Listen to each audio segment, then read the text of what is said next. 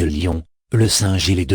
Le lion, pour bien gouverner, voulant apprendre la morale, se fit, un beau jour, amener le singe, maître et sage chez l'agent animal.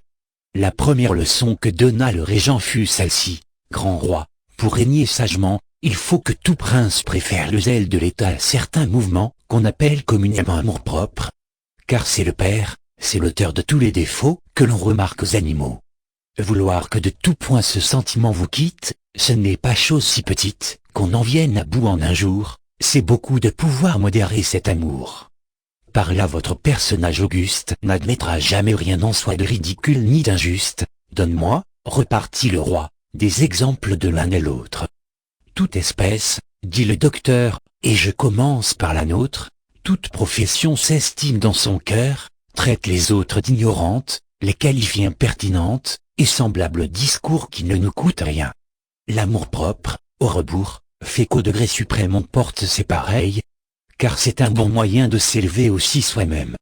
De tout ce que dessus j'argumente très bien qu'ici-bas maint talent n'est que pure grimace, cabale, et certain art de se faire valoir, mieux suit des ignorants que des gens de savoir. L'autre jour, suivant à la trace deux ânes qui, prenant tour à tour l'encensoir se louaient tour à tour, comme c'est la manière, jouit que l'un des deux disait à son confrère: Seigneur, trouvez-vous pas bien injuste et bien sot l'homme, cet animal si parfait? Il profane notre auguste nom, traitant d'âne quiconque est ignorant, d'esprit lourd, idiot. Il abuse encore d'un mot, et traite notre rire et nos discours de brère. Les humains sont plaisants de prétendre exceller par-dessus nous? Non, non.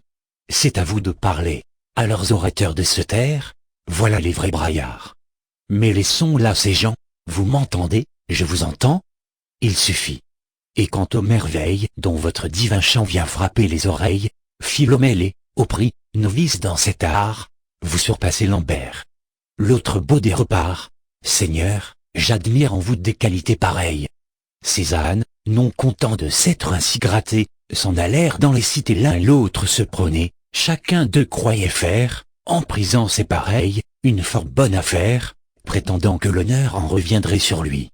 J'en connais beaucoup aujourd'hui, non parmi les Baudets, mais parmi les puissances que le ciel voulut mettre en de plus hauts degrés, qui changeraient entre les simples excellences, s'ils osaient, en des majestés.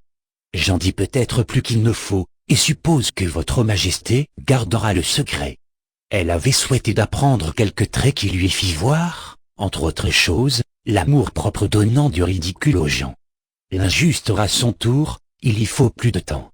Ainsi parla ce singe. On ne m'a pas su dire s'il traita l'autre point, car il est délicat. Et notre maître Essart, qui n'était pas un fat, regardait ce lion comme un terrible sire.